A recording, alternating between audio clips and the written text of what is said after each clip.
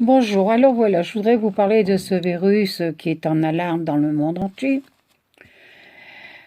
Les gens ont peur, n'osent plus sortir de chez eux, ils font des ravitaillements incroyables, c'est la peur totale.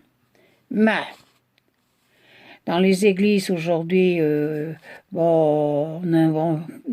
les trois quarts ne font même plus ne disent plus la messe. Nous n'avons même pas le droit de recevoir la communion à la bouche. Nous devons la recevoir qu'à la main.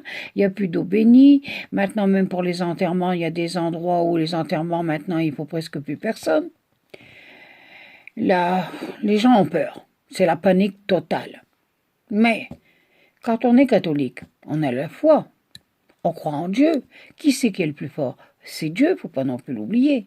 Vous savez, dans le temps, quand il y avait en tas de guerre ou en tas d'épidémie, on faisait sonner le glas et on faisait prier et on faisait des processions dans les villages. Mais aujourd'hui, maintenant, bien sûr, si vous demandez tout ça, on vous dit que vous ne faites plus partie de ce monde parce qu'on est des extraterrestres quand on croit en Dieu. Mais il faut quand même dire que Rome devrait quand même réagir. Ils ont la foi, ils sont catholiques, ils croient en Dieu, donc qui est le plus fort? C'est Dieu. Mais malheureusement, ils ont peur aussi. Il faut quand même reconnaître les choses. Bien sûr, quand vous demandez à un prêtre de faire mettons dans votre village, de suivre le Saint-Sacrement, de faire sortir le Saint-Sacrement, de faire la procession, il va vous répondre, je dois obéir à mon évêque. Je sais, on doit obéissance à son évêque. Mais c'est quand même triste de voir où elle est la foi, comme elle est attaquée. C'est ça. Parce qu'on vit dans un monde je m'excuse, qui est pourri, quoi. C'est Satan en premier, Dieu est en dernier. Mais comment voulez-vous que ça marche? Ça ne peut pas marcher. C'est ça le grand problème. Satan est à la première place. Oh, Satan, il arrange bien ces choses. Parce que, bien sûr, maintenant, on n'en a plus que la communion qu'à la main. Attention, il est très fin. Mais pour ceux qui ont vraiment la foi, c'est très dur. C'est ça. Le vrai catholique, il souffre. On dit aujourd'hui, on est dans le moment de carême. Faut pas non plus l'oublier, on est dans le moment de carême.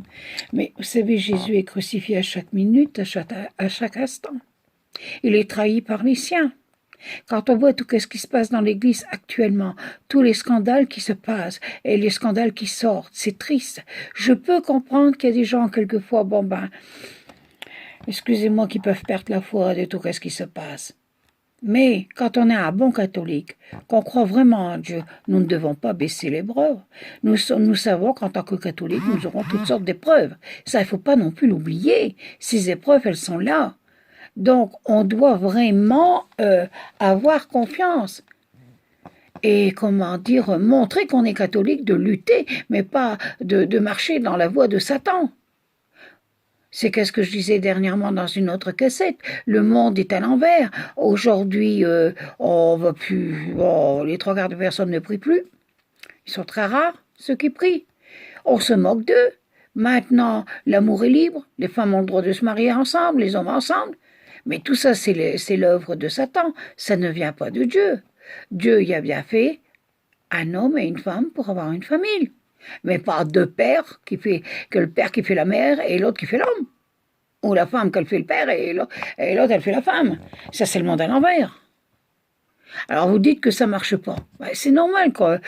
Qu'il se passe tout qu'est-ce qui se passe dans ce monde. C'est tout à fait normal. Alors ayez confiance en Dieu. Retournez, comme on dit à la pénitence, retournez au sacrement de la confession. On vous dit de laver vos mains avant de prendre la Sainte Communion, d'aller quelque part. Mais lavez aussi votre âme. Ce jour où vous viendrez mourir, le Seigneur ne vous demandera pas si vous avez lavé les mains, il va d'abord vous demander si vous avez bien lavé votre âme. Allumez votre lampe à pétrole, comme dans la Bible, dans le Saint-Évangile. Soyez prête. Qu'est-ce que ça veut dire? Que votre lampe soit bien allumée, qu'elle a des réserves d'huile, c'est que votre âme soit bien nettoyée. Et n'ayez pas peur. On sait qu'en tant que catholique, tout être humain, on sait qu'on est mortel. Vous savez, il ne faut pas avoir ce virus pour mourir. Il y a des personnes qui ne l'ont pas et qui meurent quand même. On sait qu'on doit mourir un jour. On est mortel, il ne faut pas l'oublier. Alors ayons confiance en Dieu.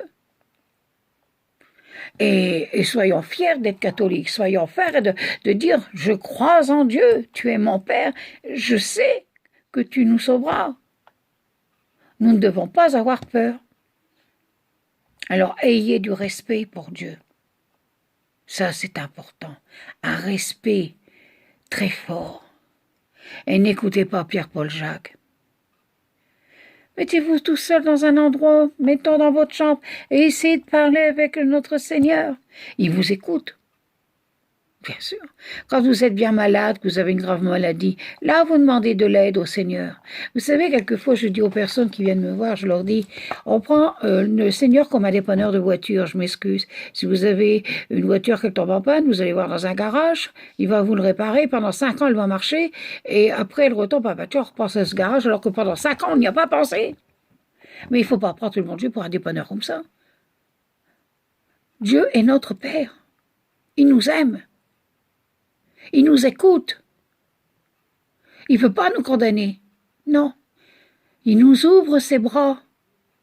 Alors ayez confiance et n'ayez pas peur et dire je suis catholique à fond, à 100%.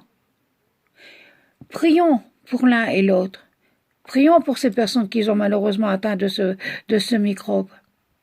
Prions pour les prêtres qui soient éclairés par l'Esprit Saint. Surtout ça. Qu'ils soient éclairés par l'Esprit Saint, qu'ils soient des bons apôtres, qu'ils soient le bon berger pour leurs brebis, qui les ramènent vers Dieu. Ça, c'est important. Alors, unissons-nous dans la prière, ayons confiance et remettons tout à Dieu. Et allons de l'avant, marchons en tant que catholiques.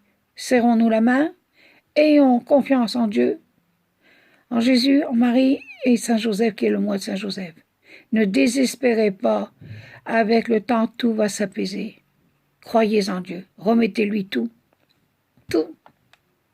N'ayez pas peur de lui parler, il vous écoute. Je vous remercie d'avoir écouté cette cassette. Au revoir et à la prochaine. Merci beaucoup.